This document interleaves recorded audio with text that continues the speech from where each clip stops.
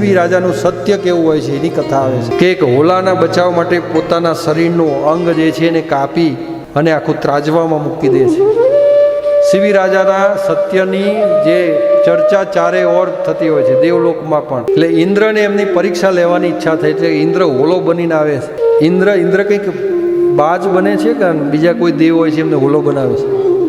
ઇન્દ્ર બાજ બને છે અને જે કે ભાઈ મારો શિકાર તું મને આપી દે રાજા. એટલે રાજા કે ભાઈ મારા શરણમાં છે, હું શિકાર નહીં આપું. અને જે હોલો બન્યા હોય છે એ પણ દેવ હોય છે કે તારું પેટ ભરવાથી કામ છે ને કે આ જેટલો હોલો હોય હોલાના પ્રમાણમાં મારા શરીરનું માંસ તને આપી દઉં એટલે તારે સંતોષ. એટલે કે સંતોષ. અને એના માટે પછી એમને પોતાનું એક અંગ હોય છે ને આખું છોલી અને ત્રાજવામાં મૂકે છે. પણ ત્રાજવું પેલો હોલો જે છે ને એ નમે જ નહીં. અને જ્યાં પોતાના હૃદય ઉપર જ્યાં શરીરનો ઘા કરવા જાય છે ત્યારે તો ભગવાન સ્વયં ઇન્દ્ર રાજા જે છે ત્યાં પ્રગટ થઈ જાય છે. અને ઇન્દ્રદેવ કહે છે કે હે શિવી રાજા, તમે તો મહાસત્યવાદી છો, માગો તમે માગો એ આપું. એટલે કે ભગવાન આગળ કળિયુગ આવી રહ્યો છે, સતયુગ જશે એટલે ત્રેતાયુગ આવશે, ત્રેતાયુગ પછી દ્વાપરયુગ ને કળિયુગ આવી રહ્યો છે. કળિયુગની અંદર આવા કોઈના પારખા નહીં લેતા, નહીં તો લોકો સત્ય નહીં બોલે, સત્ય તૂટી જશે લોકો.